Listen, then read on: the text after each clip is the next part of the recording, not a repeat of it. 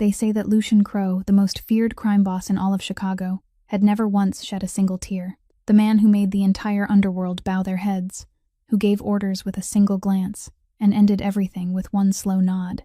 And yet, on that rainy night, sitting behind the bulletproof glass of a car parked across the street, he could not tear his eyes away from a thin, weary waitress kneeling on the sidewalk, feeding spoonful after spoonful of warm soup to a disabled old woman the whole neighborhood had turned its back on. The young woman had no idea she was being watched. She had no idea who the man in that luxurious car was, and least of all could she have imagined that the face of the old woman she had quietly cared for, month after month, was the very face that powerful man had searched for, in vain, for 20 long years. On one side, a woman who had nothing to her name but a heart that refused to harden.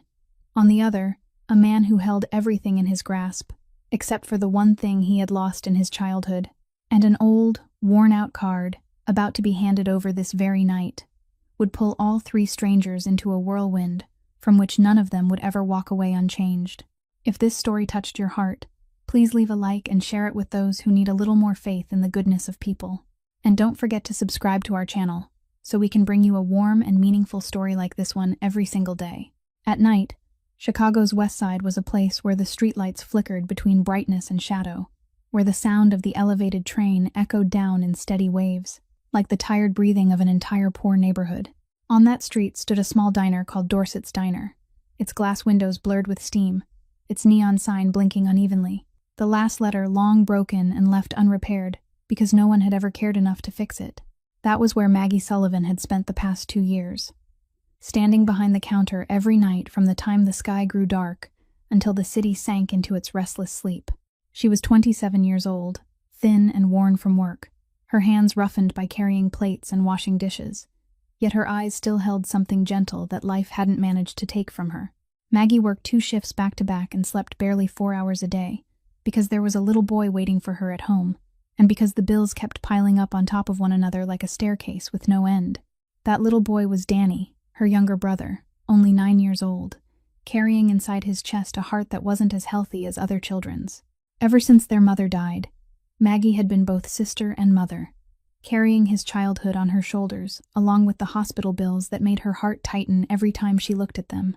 The doctor said Danny's heart had to be watched carefully, that he needed regular medication, and that someday he might need a surgery, whose cost lay far beyond anything a waitress could even dream of. But Maggie didn't allow herself to think that far ahead. She only focused on today, on the shift in front of her, on the small tips that late-night customers sometimes left behind on the tables. That night, when the clock hands moved past 12, the diner had grown quiet.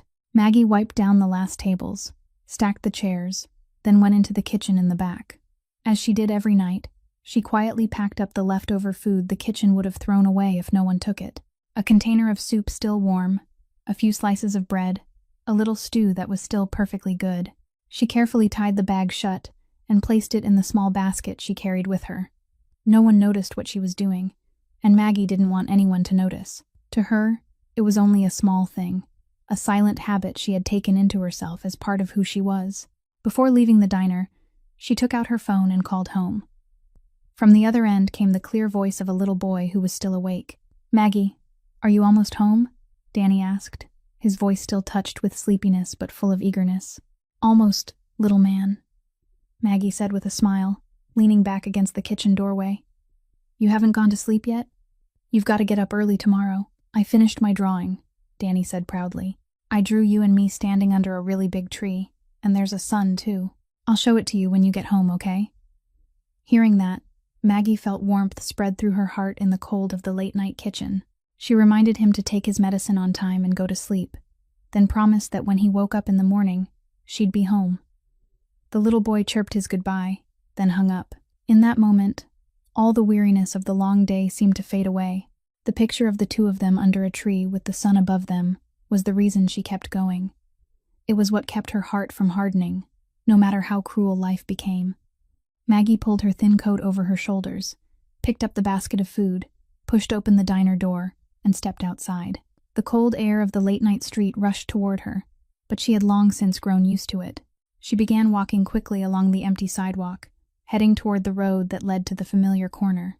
She didn't know that within her small, cramped, struggling world, she was about to meet again a quiet figure who had been drawing her attention more than she had realized over these past few nights. And she couldn't possibly have known that the ordinary footsteps of a poor waitress on this night would slowly lead her closer to a truth that could shake her entire life. The story of the old woman on the street corner began on a night just as cold as that one, a few weeks before that fateful night. Along the familiar route from Dorset's to home, there was a hidden corner between two abandoned buildings. A place where the wind always swept through as though it wanted to tear everything away. And it was there, in that shadowed corner, that Maggie first saw her. She was a very old woman, sitting silently in a worn-out wheelchair with one wheel bent out of shape, a thin blanket spread across legs that could no longer move. She didn't raise her hand to beg anyone for money. She didn't cry out in complaint, and she didn't follow any passerby with her eyes. She simply sat there, still as if she had become part of the brick wall behind her. Her gaze lowered as though she were trying to shrink herself down as small as possible, as though her very existence were something she had to apologize to the whole world for. Maggie had passed by her for many nights before she truly saw her, because in this West Side neighborhood, people learned very early to turn their faces away from other people's suffering, since everyone had a burden of their own to carry. The people in the neighborhood whispered all kinds of things about the old woman. Some said her family had abandoned her. Others insisted she had lost her mind. One man waiting for the bus even muttered that people like her only made the sidewalk dirty. Maggie heard all of it, and she also noticed the things other people couldn't be bothered to see. The way the woman's thin shoulders trembled each time the night wind blew in, the way her wrinkled hand pulled the thin blanket a little higher though it did almost no good, the way she coughed dryly into the sleeve of her frayed coat so she wouldn't disturb anyone. And on that first night, when the container of still warm chicken soup was still untouched in Maggie's bag, Maggie stopped. She didn't know what to say, so she said nothing at all. She simply stepped closer, bent down, and placed the paper container on the small plastic chair beside the woman's wheelchair, right within reach of those trembling hands. The old woman jerked her head up, and in that moment, Maggie caught a heartbreakingly startled look in her eyes, pale gray eyes clouded by the years, yet still shining with something both astonished and wary, as though it had been so long since anyone had stopped because of her that kindness had become something more frightening than comforting. The two of them looked at each other that way for one long moment, neither of them saying a word. Then Maggie only gave a faint nod, a gentle nod meant to say that the meal was hers, with no conditions attached, and no need for any thanks at all. The old woman reached a trembling hand toward the container, but strangely, her other hand remained clenched tight, so tight that the bones of her knuckles showed white beneath her thin skin. Clutching some tiny object Maggie couldn't quite make out beneath the dim streetlight, she only saw the dull glint of old metal flashing for an instant between the woman's fingers, a coin worn smooth by time, held close as though it were the last precious thing left from an entire lifetime. Maggie didn't ask. She felt there were some things that belonged to a person and weren't meant for strangers to pry into. She only stood up and said softly that it was cold, and the woman should eat while the food was still warm. Then she quietly walked away, leaving behind the old woman, and the darkness, and the street corner that, from that night on, became a familiar stop on her way home. She didn't know the woman's name. The woman had never said a single word to her either. But something in that woman's long-suffering silence anchored itself inside Maggie's heart, and she told herself that as long as she still had a leftover meal in her hands, she would keep stopping at that corner. In the days that followed, that street corner became part of the rhythm of Maggie's life, and it also became something more than a few people began to talk about. Rosa, the co-worker who worked the night shift with her at Dorset's, was the first to speak up. One night, while the two of them were wiping down the kitchen counter together before closing time, Rosa stopped, looked at Maggie with an expression that was half concern and half frustration, and asked in a lowered voice, as though she were afraid someone might hear, "How long are you planning to keep doing this? I see you stop by that old woman every night. You don't know anything about her. People say she's a fraud, that she sits there pretending to be pitiful so she can wring kindness out of soft-hearted girls like you. What if one night she has accomplices waiting nearby? You've still got Danny at home waiting for you, Maggie. You need to take care of yourself first." Maggie listened without interrupting, her hands still steadily wringing out the cleaning cloth. Then she looked up, her eyes strangely calm. "I know you're worried about me, and I'm grateful for that," she said slowly. "But if she really is tricking me, then all I lose is a container of soup that would have been thrown away anyway. And if she really is hungry, and I turn my face away, then what I lose will be much greater. Being kind isn't the same as being foolish, Rosa. It's the one thing poverty still hasn't managed to take from me. I'd rather be a fool who still knows how to give than a sensible person who lets someone freeze to death right in front of her."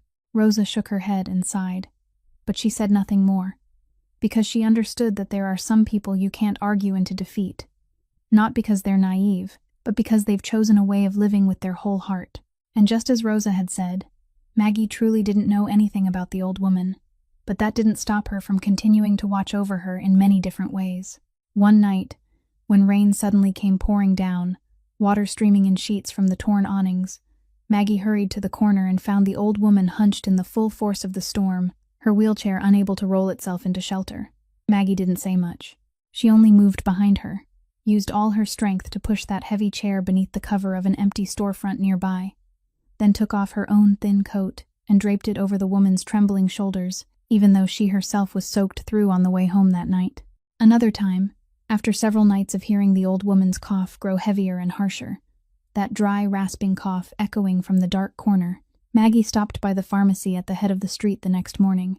Even though she had only a few small coins left in her wallet for Danny's milk, she bought a bottle of cough syrup and a few cold pills, and that evening, she quietly placed them in the woman's hands, telling her to remember to take them so her body could stay warm. The old woman never answered in words, but there was one very small change that only Maggie noticed. The startled, guarded look in her eyes from the beginning slowly softened, and one night, just as Maggie turned to leave, she felt the woman's thin fingers lightly touch her wrist. It was a fleeting touch, trembling but strangely warm, as though the old woman were trying to say something her mouth had long since forgotten how to shape into sound. Maggie only smiled, placed her own hand over that wrinkled one for a moment, and then left. She didn't need thanks. She never had. To her, kindness wasn't something to be traded for gratitude. It was simply the way she had chosen to walk through this world, even when that world had never once been gentle with her. A few miles from the west side, yet seemingly belonging to an entirely different world, on the highest floor of a glass tower that rose straight into the Chicago sky, Lucian Crowe stood silently beside a wide window, looking down at the whole city spread beneath him like a map crowded with specks of light.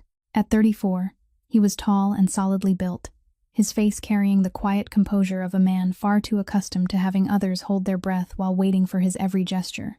People said that the entire northern half of the city turned according to his will, from the docks where cargo slipped quietly ashore in the night, to the discreet gambling rooms hidden behind elegant restaurants, and not a single wheel in that underground machine dared to move without Lucian Crowe's nod. That night, in the private meeting room set deep inside the penthouse, a group of the most powerful men in the city's underworld sat around a long table, and the remarkable thing wasn't that they were there, but the way they behaved when Lucian walked in. All of them fell silent at once. A few lowered their heads as if trying to avoid his gaze, because everyone understood that in this room, the man who spoke the most was often the man who left the earliest. Lucian sat down at the head of the table, unhurried and without raising his voice. He didn't need to bite out each word to make people afraid. His coldness had been doing that for him for a long time.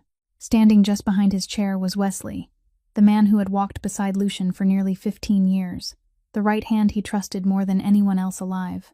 Wesley had the face of a man who always knew when to smile, a voice gentle enough to soothe people, and a mind cold enough to handle the things Lucian didn't want to touch with his own hands. Throughout the meeting, Wesley was the one who repeated every number, every name, every business connection, while Lucian only listened, occasionally letting fall one brief sentence that made the whole table nod and obey.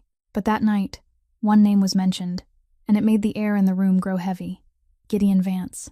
A rising figure from the other side of the city, ambitious and as ruthless as any man there. He was pushing deeper and deeper into the northern dock territory that had belonged to Lucian for years. One of the men sitting at the far end of the table timidly reported that Gideon's people had begun collecting protection money in the bordering districts, openly challenging the unspoken laws Lucian had spent so many years building. Hearing that, Lucian didn't slam his fist on the table. He didn't lose his temper. He only turned the glass in his hand slowly, his sharp, cold gaze sweeping once around the table. And then he spoke, his voice low and even, like still water before a storm. "Gideon Vance wants to test whether I still have teeth," he said. "Then let him come a little closer." The man who walks too confidently into another man's house is the one who most easily forgets the way out. The entire table went still. Then everyone nodded at once, and no one dared ask another word. Wesley bent close to his ear and murmured something about tightening security at the key locations, and Lucian answered only with a slight nod. When the meeting ended, the men left one by one in silence, leaving Lucian alone in that vast room. He rose, returned to the glass window, and looked down at the city he held in the palm of his hand. He had everything a man could desire: power that made others bow their heads, money so abundant it had lost all meaning, and a name that was enough to make people cautious the moment it was spoken. And yet on quiet nights like this, when the whole empire was asleep beneath his feet, Lucian Crowe still felt an emptiness somewhere inside his chest, a cold, hollow place that no power or gold could ever fill, as though long ago he had lost something he himself no longer dared to name. A few days after that meeting, a piece of news made its way to Lucian's ears, not about Gideon Vance, but about one of his own men.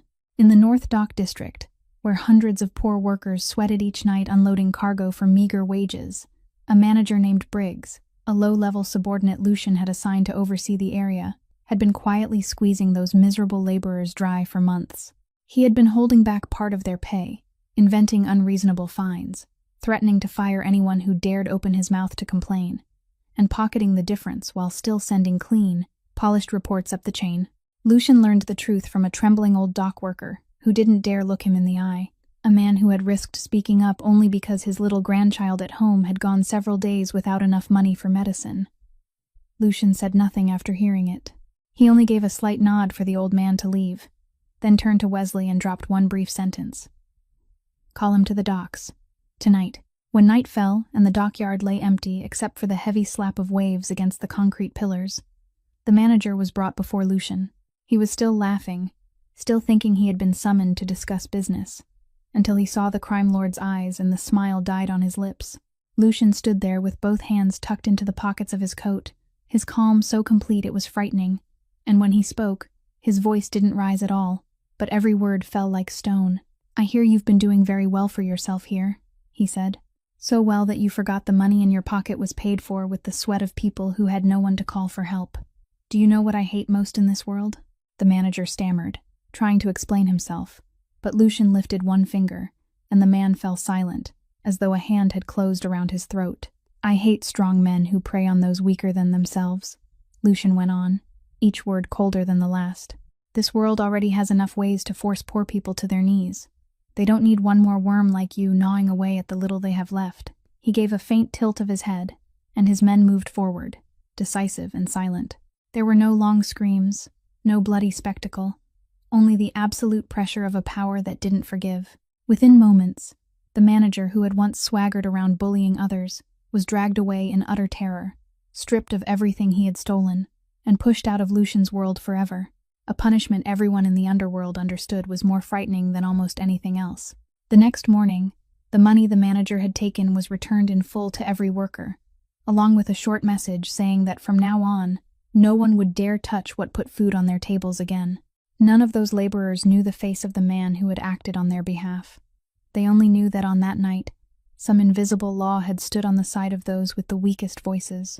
As for Lucian, as he stood watching the first light of dawn spill across the harbor water, he quietly lit a cigarette, and for a moment, the memory of his own hungry childhood came flooding back, those days when he, too, had been a thin little boy with nothing in his hands, when he, too, had known what it felt like to be trampled by the strong with no one there to defend him. Perhaps that was why, inside a man who had become so ruthless, there still remained one private law he would never break, that no matter what else he did, he would never become the kind of man who bullied those weaker than himself. That night, rain came pouring down, a stubborn rain lashing the streets of the west side as though it meant to wash the whole city clean, and after finishing a business matter in that district, Lucian's car pulled over to the curb to wait for Wesley to return from a nearby building. He sat silently behind the bulletproof glass, the streetlights smearing through the sheet of water running down the window, casting twisted streaks of brightness across his face. And while he waited, his eyes, so accustomed to looking at the city with cold calculation, happened to settle on the other side of the street. Beneath the awning of an old building, he saw a small figure kneeling on the soaked sidewalk. It was a thin young woman in a flimsy coat, already heavy with rain, her hair clinging wetly to her head, and she was bending beside a wheelchair, patiently feeding spoonful after spoonful of something still steaming to the person sitting there, paying no attention at all to the rain streaming down her back. Lucian couldn't see the person in the wheelchair clearly, because the chair was turned away from him, and the torn umbrella the young woman was trying to hold as shelter hid most of that figure from view. He could only make out a hunched body beneath a thin blanket, and a pair of trembling hands reaching out to receive each spoonful of food. But it was the young woman who made it impossible for him to look away. In the city where Lucian had lived his whole life, a city where every person hurried after some private advantage, where kindness was often only another commodity to be measured and priced, the sight of a poor young woman kneeling in the cold rain to care for someone the whole world had turned away from, asking for nothing, displaying nothing, was so strange it felt almost unreal. He had seen too many lies dressed up as charity, too many people doing good only because someone was watching. So he sat there in silence and observed, waiting for the moment when the young woman would look up in search of an approving gaze, a hand extended for a little payment, some sign that calculation was hidden behind the act. But that moment never came.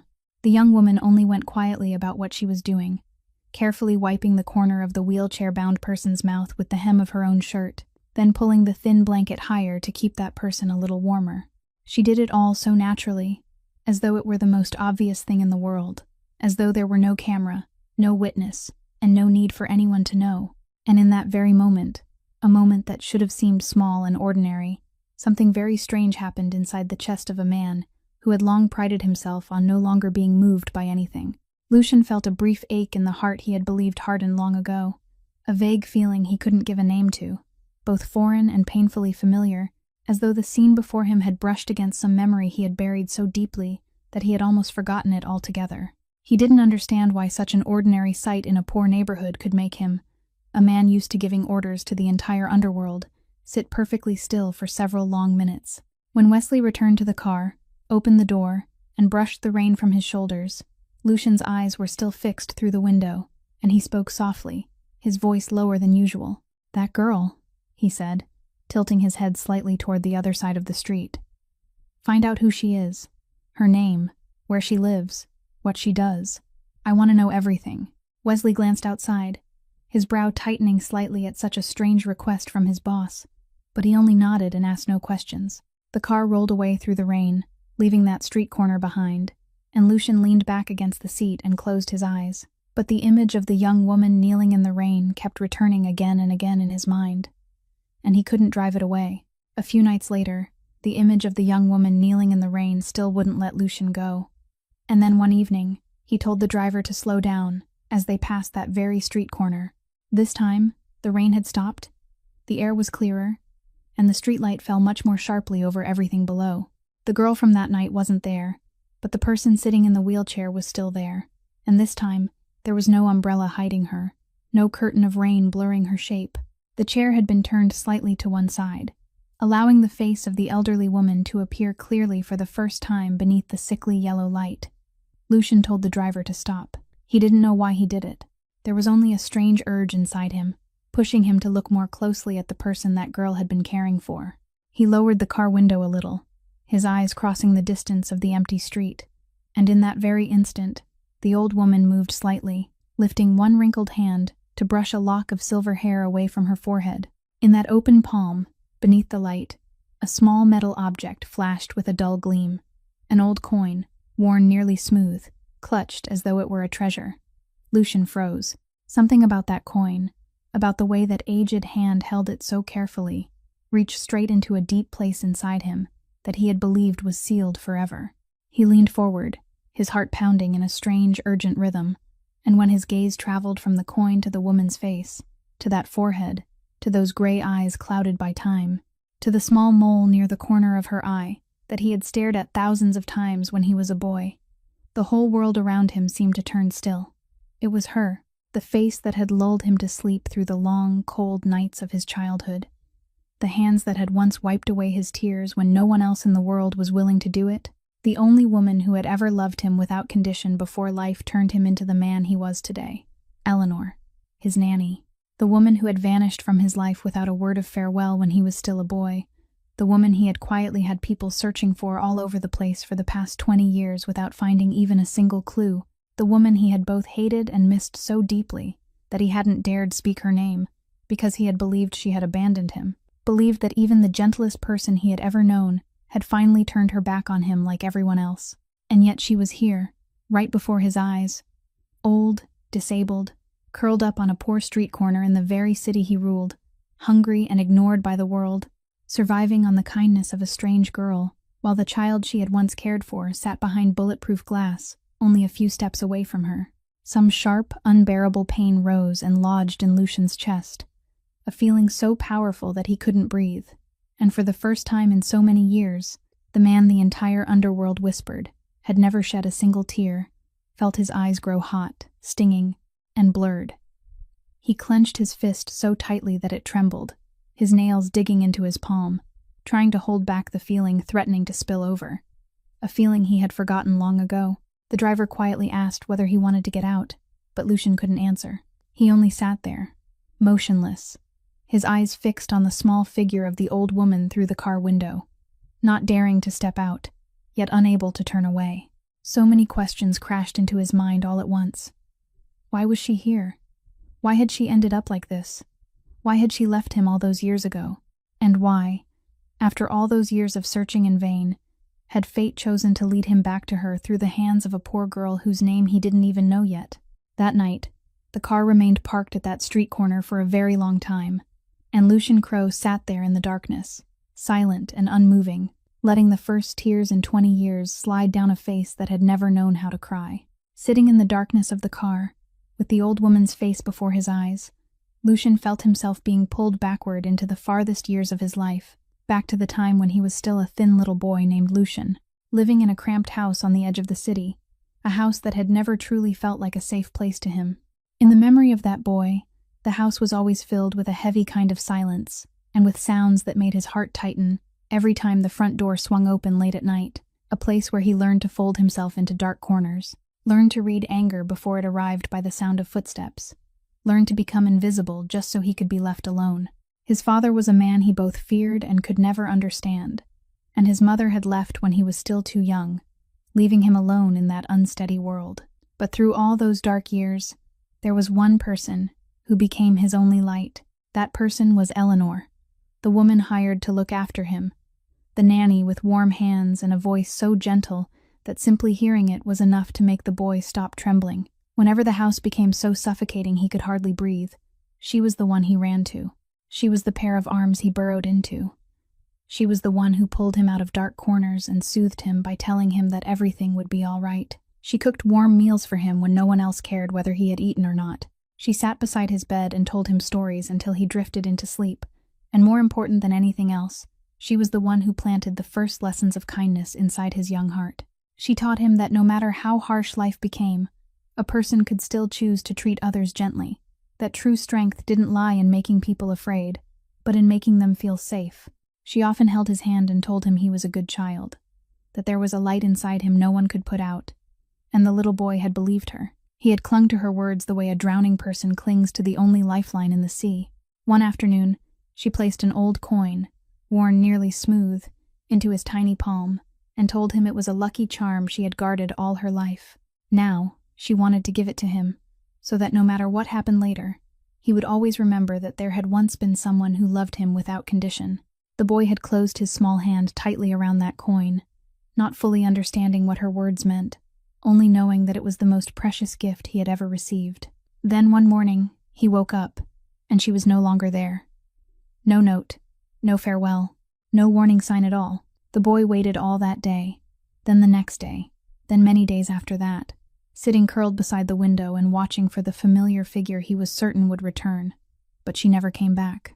He asked, but no one gave him an answer, and little by little, inside the heart of a child who had nothing but abandonment, a silent wound began to form and grow with him through the years. The boy Lucian believed, bitterly and completely, that even the gentlest person, the person he loved most, had finally turned away and left him, that maybe he wasn't worth anyone staying for. And it was that shattered belief, that feeling of rejection carved deep into his young soul, that slowly forged him into someone else, someone who built cold walls around his heart, someone determined never to let himself be weak again. For 20 years, that old coin was the only thing Lucian had kept from her, the silent proof of a love he had stopped believing was real. Even though his heart had been shaken so violently, Lucian was still the man 20 years in the underworld had forged, and his first instinct wasn't trust, but suspicion. He had witnessed too many elaborate performances, too many people staging moving little dramas for profit, to swallow the idea that a strange young woman could be kind to Eleanor with no hidden purpose at all. Perhaps that girl had realized the old woman was connected to someone powerful and was setting a trap. Perhaps that kindness was only the first step in some deeper scheme he hadn't yet seen through, and so he called Wesley in and ordered him to investigate the girl thoroughly, to leave nothing out, to dig into every corner of her life until he found the hidden motive Lucian was certain had to exist. Wesley did his work silently and meticulously, the way he always did, and after only a few days, a thin file was placed on Lucian's desk. The girl's name was Maggie Sullivan. She was 27 years old, worked the night shift as a waitress at a small diner called Dorset's, and took extra work during the day at a laundromat just to patch together a living. Her mother was dead, and she was raising her 9-year-old younger brother, Danny, all on her own, a boy with a diseased heart that kept hospital bills piling up into a mountain of debt that her wages made almost hopeless to repay. The more Lucian read, the deeper his frown became, not because he had found anything suspicious, but because he had found the exact opposite. His people had watched her for many days and discovered that the girl had no idea who Eleanor was, had no connection at all to his world, and didn't have the faintest clue that the old woman she cared for every night was tied to a man with such power. She helped Eleanor simply because she couldn't do otherwise, even when there were only a few small bills left in her own pocket, even when she herself was struggling beneath the weight of her own life every single day, even when stopping at that street corner each night brought her nothing but cold and the gossip of other people. Lucian sat for a long time with the file in his hands, and the walls of suspicion he had built began to crack little by little. So there was still such a thing in this world as kindness without reason, a kind of decency that asked for nothing in return, exactly as Eleanor had taught him when he was a boy, back when he had long since stopped believing in it. That poor girl, without knowing it, had lived fully by the very lesson his nanny had once tried to plant inside his heart. A strange emotion rose inside Lucian, part respect, part quiet tenderness, though he didn't want to admit it. He closed the file, sat in silence for a while, and then made a decision. He called Wesley in and quietly ordered him to pay off every last dollar of Danny's hospital debt, to clear it completely without leaving a cent unpaid. But under no circumstances was any name to be revealed, not one word, not one trace. Wesley looked slightly surprised, but he still nodded and obeyed. After the man had left, Lucian returned to the familiar glass window and looked down over the city. This time, inside his chest, there was no longer only that cold emptiness he knew so well, but something both warm and aching, as though a door that had been sealed shut for 20 years had begun to open again, and behind that door was a part of himself he had believed he'd lost long ago. But there was one thing Lucian hadn't foreseen, and that was that the very man he trusted most was quietly watching him with an entirely different gaze. Wesley had walked beside Lucian for nearly 15 years, long enough to understand his boss better than anyone else, and also long enough to notice that lately, something very unusual had been happening.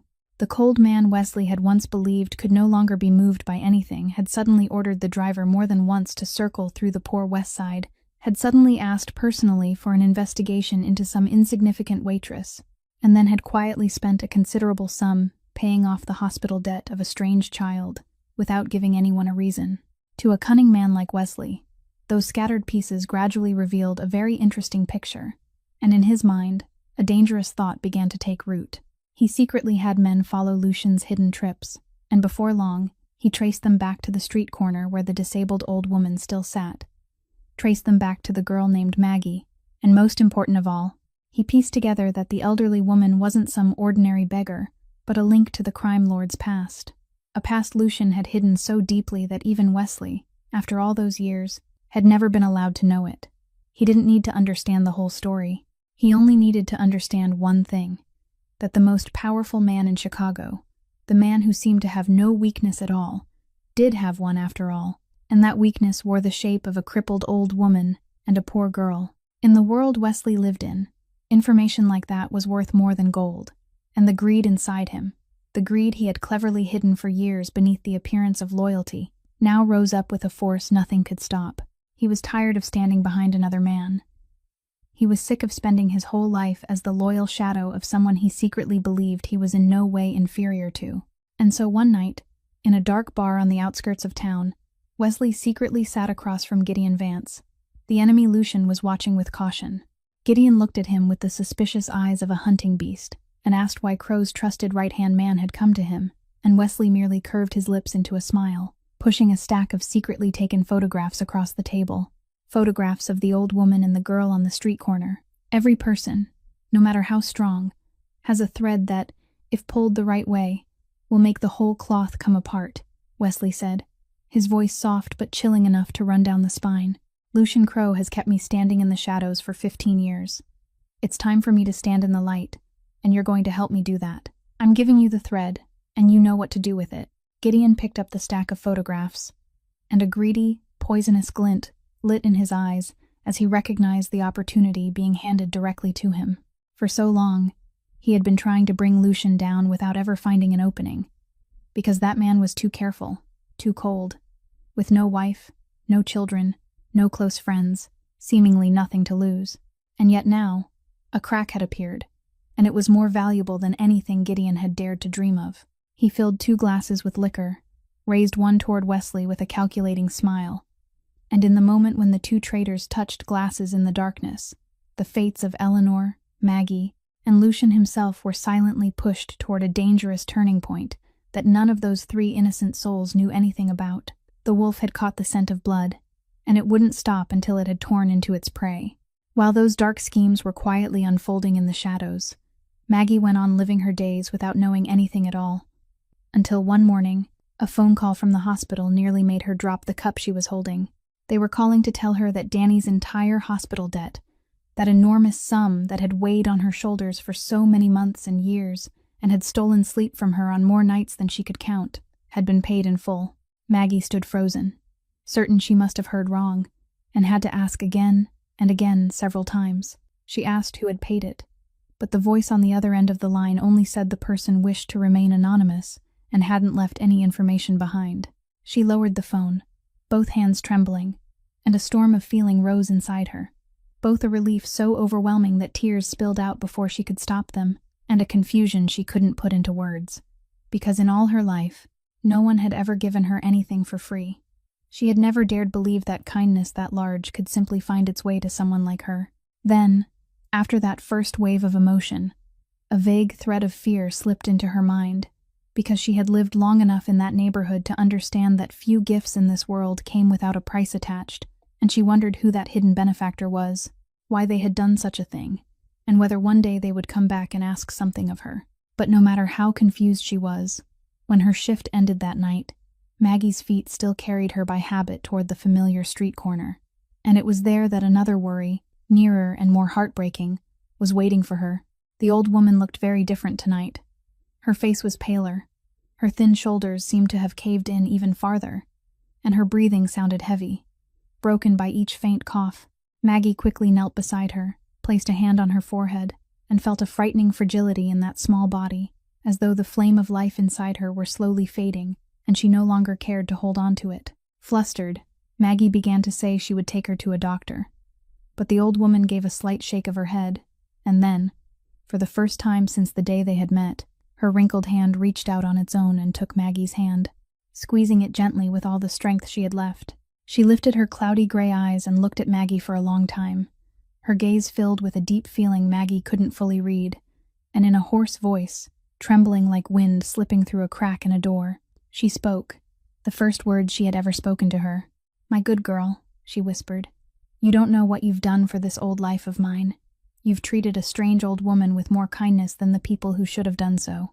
I've lived too long enough to know that souls like yours are the rarest thing in this world. Promise me one thing, no matter how life treats you in the days to come, don't ever let your heart turn hard, because that very heart of yours, one day, will give back to you far more than anything you can imagine." Maggie listened to those words as tears stung the bridge of her nose.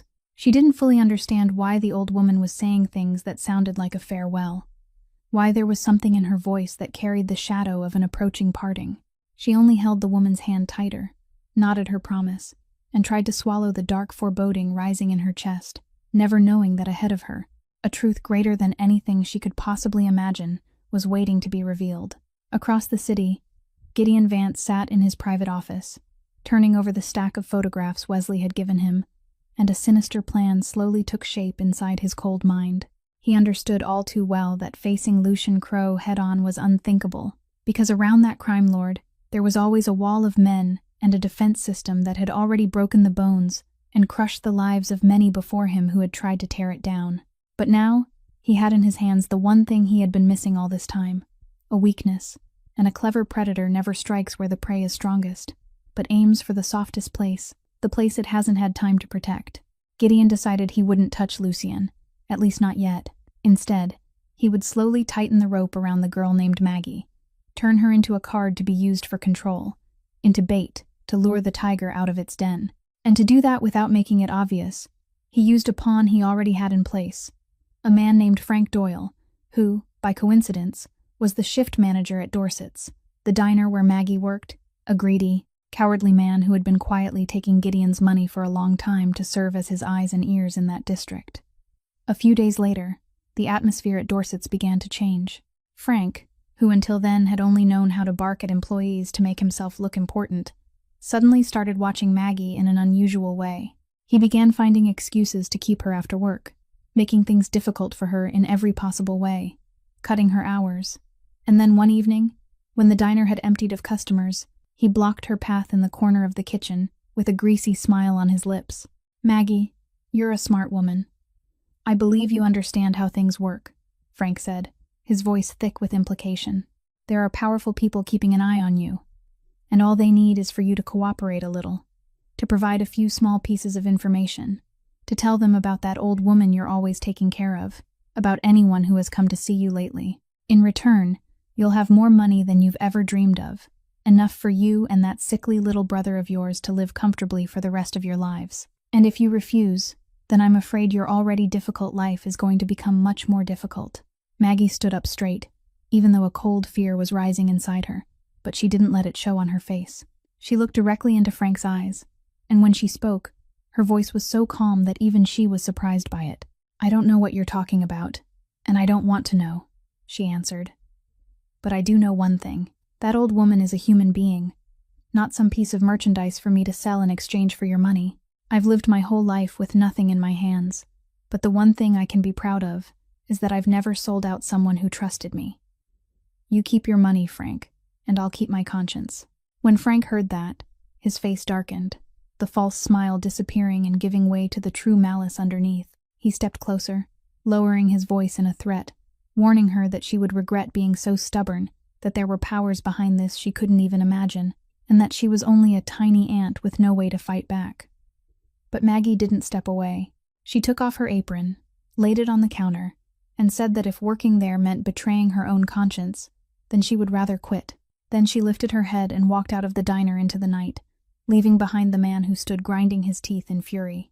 Walking down the dark street, Maggie knew she had just pushed herself into a dangerous situation, that she had just lost the income she badly needed, and that the people behind Frank wouldn't let her go easily. But she also knew there were certain things that, once sold, could never be bought back, and her dignity was one of them. She didn't cry, didn't beg, didn't falter. She only clenched her hands and kept walking, with no idea that the net being cast around her was far wider and far more ruthless than she could ever have imagined. What neither Frank nor the people behind him knew was that Lucian had been quietly watching Maggie from a distance all along. And that night, his men reported every single thing that had happened inside Dorset's. When he heard that some petty manager had dared threaten the girl, had dared use Eleanor herself as a bargaining chip, a cold anger surged inside Lucian, the kind of anger more frightening than any shout because it was silent and absolute. He had the car driven straight to the west side, and just as Maggie had walked a short distance down the dark street, a luxurious car glided silently up beside her and stopped.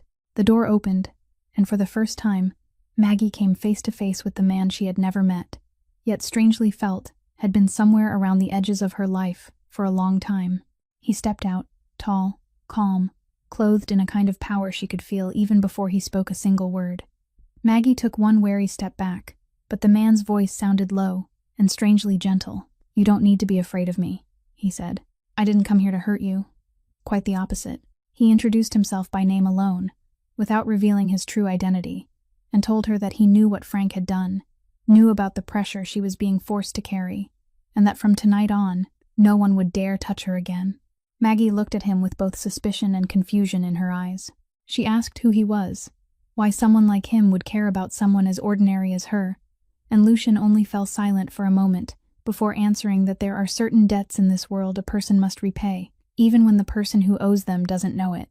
She didn't fully understand what he meant, but there was something in his eyes, a deep sadness hidden beneath that cold exterior, that made her believe he wasn't a bad man.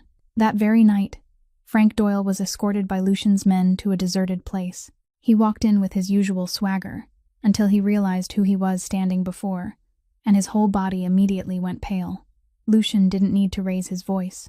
He only moved slowly closer, his gaze sharp as a blade as it fixed on the man trembling in front of him, and in a frighteningly even voice, he told Frank that daring to threaten someone under his protection was the final mistake in his miserable little career. The manager stammered and begged, trying to shift all the blame onto the people who had been pulling his strings, but it was already too late. Lucian's men stepped forward, and within moments, Frank, who had once boasted and bullied the weak, was stripped of every small scrap of power he had clung to, forced out of the city with a warning that if he ever dared come near it again, he wouldn't be treated so gently next time. There was no bloody spectacle, only the absolute force of a power that didn't forgive, enough to terrify him so completely that he would never dare breathe a word.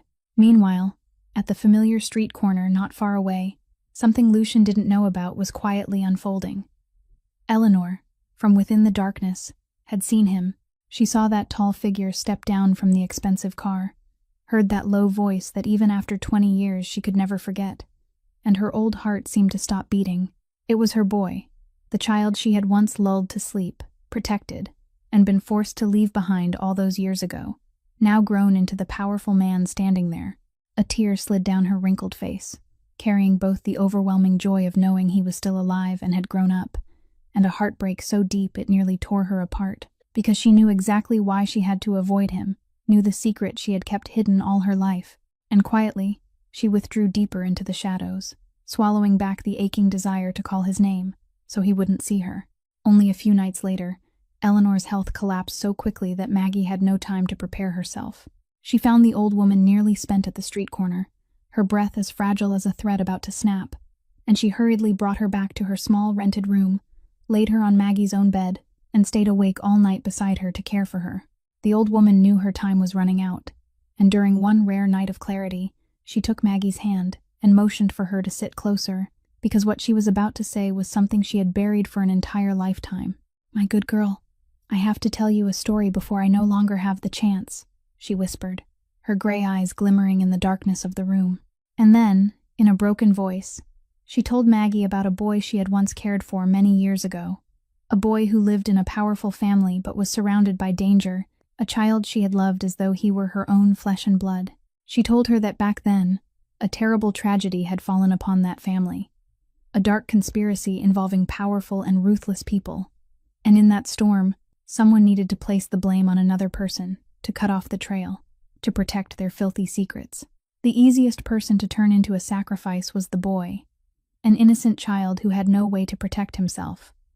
"I stood before a choice," she said, tears rolling down her wrinkled cheeks. "Either I let them put everything on that boy's head and destroy his whole life before he had even had the chance to grow up, or I stepped forward and took it all upon myself. I chose the second path. I accepted a guilt that wasn't mine. I let them send me far away, with only one condition, that they had to leave the boy in peace. And I had to disappear that very night, without a farewell, because if I had said goodbye to him, I would never have had the courage to walk away. And if I had stayed even one more minute, the entire agreement would have fallen apart, and the boy would have been in danger. I let him believe I had abandoned him, even though my heart was breaking, because it was the only way I could save him." She stopped, gasping for breath, then went on to tell Maggie that for the next 20 years, though she had lived in poverty and illness, though she had drifted from place to place, and finally worn down into a disabled old woman, forgotten on street corners and back alleys, she hadn't gone a single day without watching over her boy from afar. She had quietly followed every step of his growth through scraps of news, had known that he had become a powerful and cold man, and her heart had been both proud and wounded, because she understood that her leaving all those years ago had helped turn him into the closed-off man he was today. "I came to this city not to ask him for anything," she said, her voice choking. "I only wanted to be near him one more time before I closed my eyes. But when I saw what he had become, I didn't have the courage to appear before him. I was afraid my presence would only reopen an old wound, or worse, drag him back into the very past I had sacrificed everything to bury." Then, with trembling hands, she took from inside her old coat a card yellowed by the years, folded and preserved with great care, and placed it in Maggie's hand. "I don't have much time left, child," she said.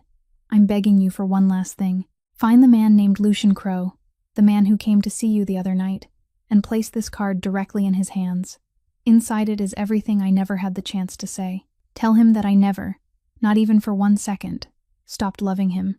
Maggie pressed the card to her chest, tears streaming down her face, finally understanding the strange invisible thread that had connected all of them. And she gripped the old woman's hand tightly, promising with all her heart that she would do it, no matter what price she had to pay. While Maggie held the card against her chest with the weight of that promise heavy in her heart, on the other side of the darkness, Gideon Vance and Wesley were ready to strike their decisive blow. Wesley, as Lucian's right hand, knew every schedule, every habit, every weak point in his boss's defenses, and he had handed all of that precious information to Gideon like a man throwing open the city gates from within. Their plan was simple and vicious. They knew that Maggie had now become the thread tying Lucian to his past, the only weakness of a man who seemed to have nothing left to lose. So they decided to kidnap her and use her as bait, to lure the crime lord out of his safe ground and make him walk willingly into the trap already waiting for him. Later that evening, just as Maggie was returning from the hospital after visiting Danny, Gideon's men stopped her in an empty alley. She fought back. She screamed, but she was only one lonely young woman against brutal men, and they quickly overpowered her and took her to an abandoned warehouse in the old harbor district. The one thing worth saying was that, throughout the entire dark plan, not one of them dared touch Danny, because the boy was lying safely in the hospital, being cared for and kept entirely outside the cruel world his sister had accidentally been drawn into. And that was the one thing that allowed Maggie, even in the panic of being held captive, to keep some small measure of calm, knowing that at least her little brother was still safe. News that Maggie had been taken reached Lucian quickly, and with it came a truth that hurt him even more deeply than the fact that she was in danger. As he followed the clues, as he pieced together how his enemies had learned far too much information that should have remained absolutely secret, Lucian was stunned to realize that the man who had betrayed him, the man who had sold him out to Gideon, was none other than Wesley, the man who had stood beside him for 15 years, the man he had trusted more than anyone else still living in this world. The feeling of being betrayed by the person closest to him struck Lucian like a knife driven into his back, cold and piercing to the bone, because in a life crowded with enemies and schemes, Wesley had been one of the very few people before whom Lucian had ever lowered his shield. For one moment, that pain almost drowned him, dragging back the old feeling of abandonment, the old wound of believing that even the person one trusted most would eventually turn away. But Lucian was no longer the helpless boy he had once been, and this time, he wouldn't allow himself to collapse. He knew very well that Maggie's abduction was a trap set to draw him in. He knew Gideon and Wesley were waiting at the other end with all their forces. He knew rushing there was no different from placing his own head inside the tiger's jaws. Any cold strategist would have advised him not to go, would have told him that one poor girl wasn't worth risking his entire empire and his life. But Lucian thought of the young woman kneeling in the rain to care for Eleanor without asking for anything in return. He thought of the way she had held on to her dignity in the face of bribery and threats. He thought of how she was in danger now only because her innocent kindness had accidentally brushed against the darkness of his world, and he understood that if he chose to turn his back this time, if he chose safety instead of charging in to save that decent girl, then he would forever become exactly the kind of man Eleanor had sacrificed her whole life to keep him from becoming. And so, setting aside every calculation of loss and gain, setting aside even the fresh, aching pain of betrayal, Lucian wrapped himself in the cold composure of a beast about to enter battle, gathered the people who were still loyal to him, and set out for the old harbor district in the darkness of night, ready to walk straight into the waiting trap to reclaim the girl who had lit in his hardened heart a kind of light he had believed had gone out long ago. The abandoned warehouse in the old harbor district lay drowned in darkness, with only a few sickly yellow lights falling over the damp concrete floor, and it was there that Maggie was tied to a chair in the middle of the wide room, surrounded by Gideon's men. But even though she was being held inside a ring of danger, she didn't collapse or beg them to spare her life. She lifted her head high, her steady eyes looking straight at Gideon, and when he came closer and let his threats fall over her, she answered in a voice so calm it made him pause. "You can tie my hands, but you can't make me afraid," she said. "I've spent my whole life getting pushed down by powerful people, and I've learned that the ones who have to use ropes and guns to make others submit are the weakest ones of all." Gideon gave a cold laugh at that stubborn courage, but deep inside, he couldn't help feeling unsettled, because he realized this girl wasn't the easy prey he had imagined he could break. Just then, from beyond the great doors, Lucian appeared with the most loyal of his men, and the air inside the warehouse instantly grew thick, stretched tight as a drawn wire. Gideon stood behind Maggie, using her as a shield, smiling in triumph because he believed the tiger had walked willingly into the trap. Wesley was there too, standing beside Gideon with a look that was both smug and evasive, unable to meet the eyes of the man he had betrayed. Lucian swept his gaze across the room, and when his eyes touched Wesley, an entire sea of buried emotion surfaced for one brief moment before being forced back down behind his familiar coldness. 15 years, Lucian said, his voice low and cutting. "I gave you everything, and this is how you repay me." Wesley tried to curve his mouth into an arrogant smile, and answered that loyalty was nothing compared with opportunity. But his voice was no longer as steady as it had been before. Then everything happened very quickly. Gideon ordered his men to attack, and a violent struggle erupted in the dark warehouse. Lucian's men, hardened and loyal, swiftly overpowered Gideon's scattered thugs, and in the middle of that chaos, Lucian moved straight toward Maggie with one purpose only: to free her. Maggie, refusing to sit still and wait to be saved, had been quietly rubbing the rope around her wrists against the sharp edge of the chair all this time. And just as Gideon was distracted by the fight, she gathered all her strength, snapped the loosened rope apart, and rolled away from his reach. Gideon lunged forward to grab her again, but Lucian had already rushed in and placed himself between him and the girl, and the two enemies finally faced each other. Their confrontation was brief but fierce, and Lucian's strength, along with his cold, calculating precision, quickly drove Gideon into defeat. He was thrown down and disarmed, all his reckless ambition collapsing in an instant. Wesley, seeing that the situation had turned against him, panicked and tried to find a way to escape. But traitors never run far, and he was stopped by the very people he had once looked down on, forced to face the ending that waits for every man who sells out someone who trusted him, a complete fall, stripped of everything and cast out of the world he had traded his own character to climb into. There was no long, bloody spectacle, only the decisive end of those who had sown the wind, and when everything settled, Gideon and his men were fully subdued, their conspiracy scattered into smoke. Lucian turned back, and amid the wreckage of that cruel plot, he hurried to Maggie's side, his eyes, usually cold as ice, now bright, with a worry he himself could no longer hide. He helped her to her feet and asked whether she was hurt, and Maggie, though her whole body was still trembling after everything she had endured, looked up at him and gave a slight nod. In that moment, among the ruins of a vicious scheme, two people from the most distant worlds suddenly understood that fate had bound them together with a thread no force could ever cut. Gideon Vance was now on his knees on the cold warehouse floor, stripped of all power and weapons, lifting fear-filled eyes toward the man standing like a tower before him. By the ordinary rules of the world they both belonged to, by the very way Lucian had lived for so many years, this moment should have been the end for Gideon. A ruthless and decisive execution like the ones he had dealt to more than a few men who had dared challenge him. Everyone standing around them held their breath, waiting for the familiar nod from the crime lord, the wordless command that would wipe the enemy kneeling at his feet from existence forever. And in truth, for one moment, Lucian's rage and old instincts rose inside him with terrible force, urging him to pour down on the man who had dared touch Maggie and expose his past every measure of vengeance he deserved.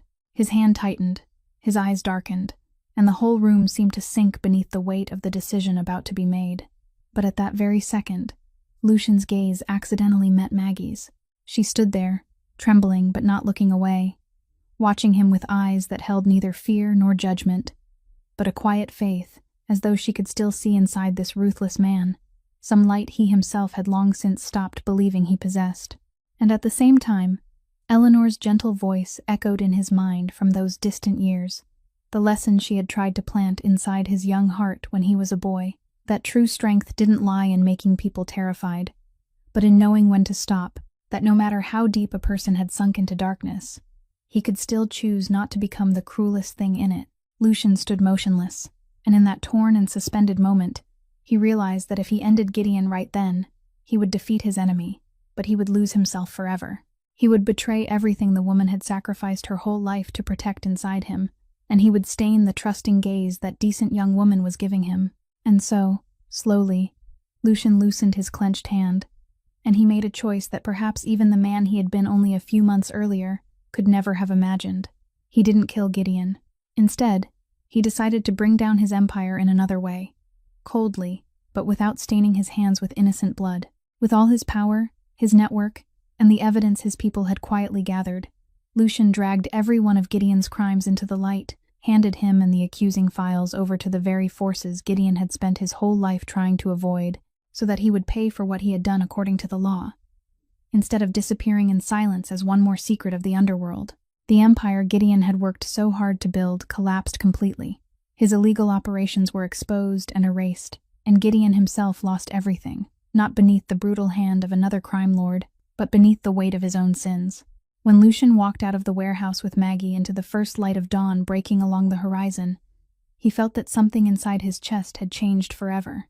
The ice that had sealed his heart for 20 years, the cold shell he had built from the day he believed he had been abandoned, had finally begun to melt, and the person who had made that miracle happen hadn't done it with power or violence, but only with a heart that refused to harden.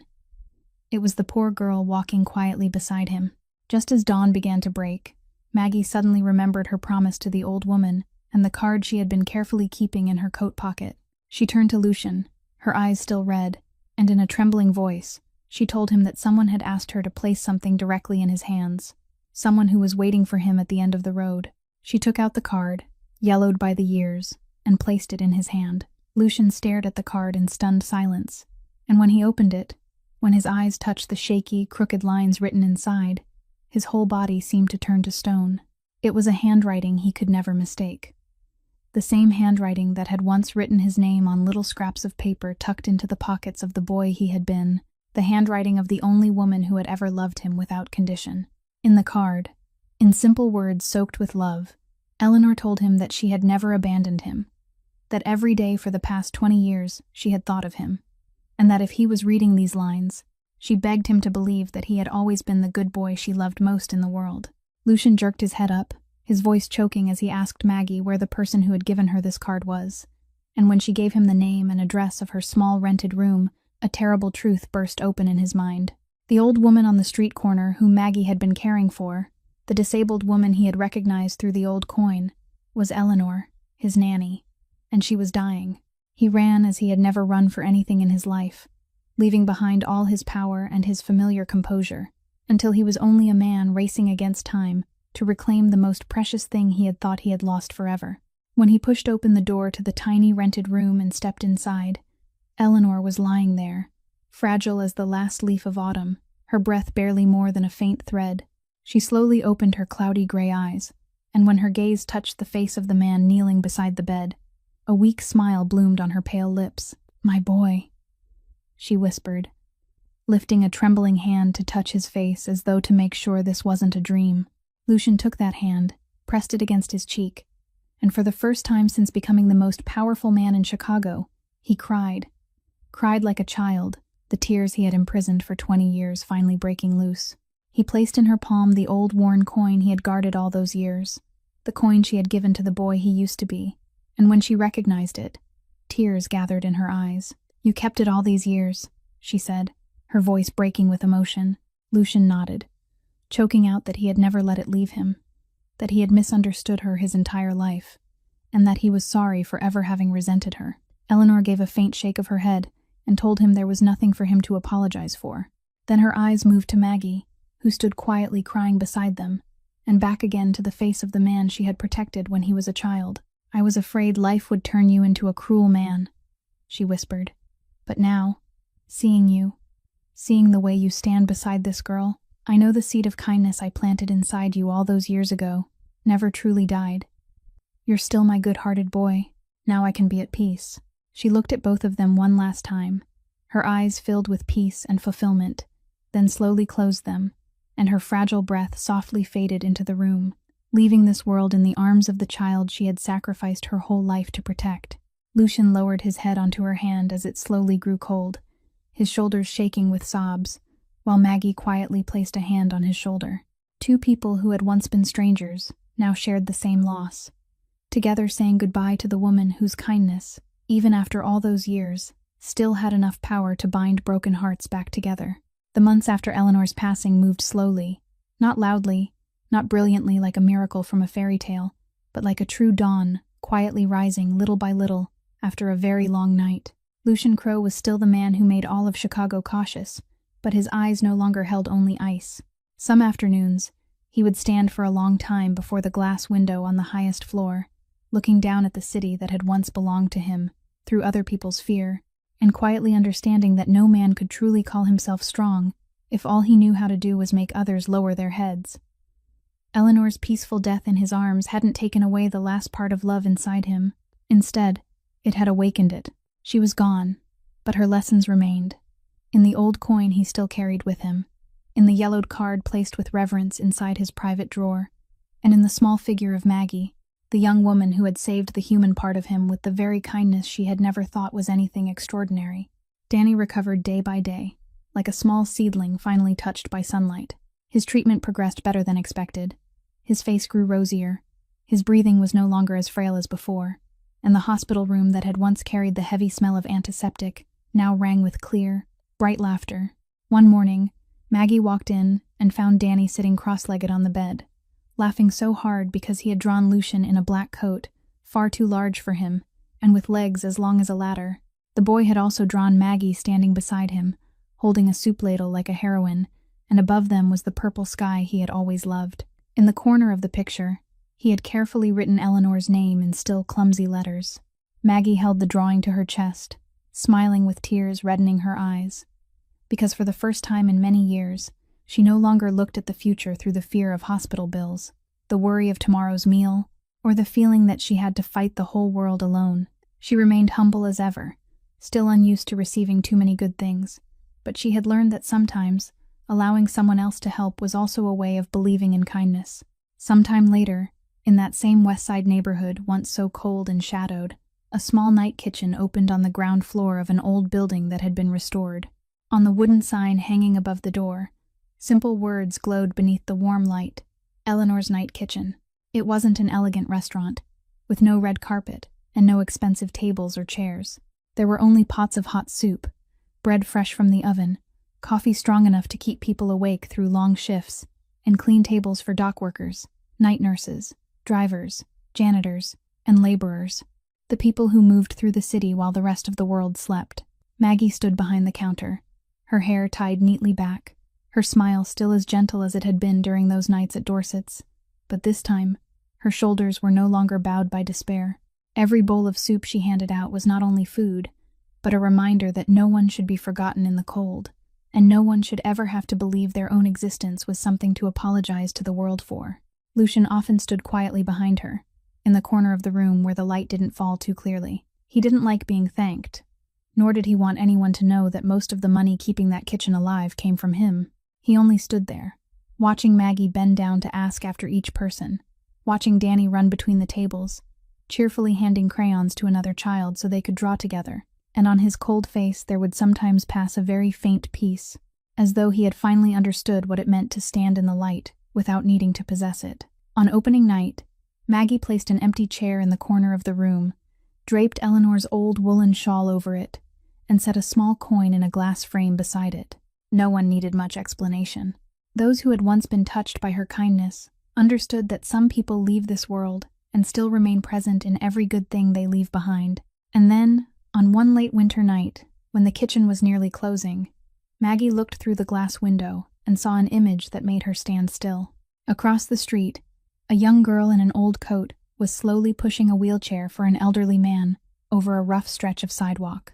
The girl stopped, adjusted the blanket over his legs, then bent down and said something that made him laugh. No one was watching. There was no reward, no applause.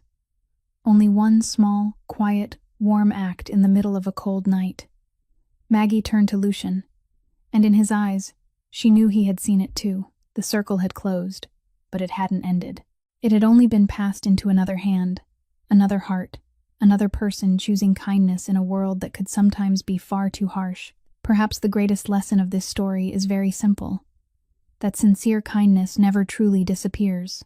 It may sleep in the darkness for a very long time, but one day it will find its way back, healing someone, and continuing to spread farther than we can see.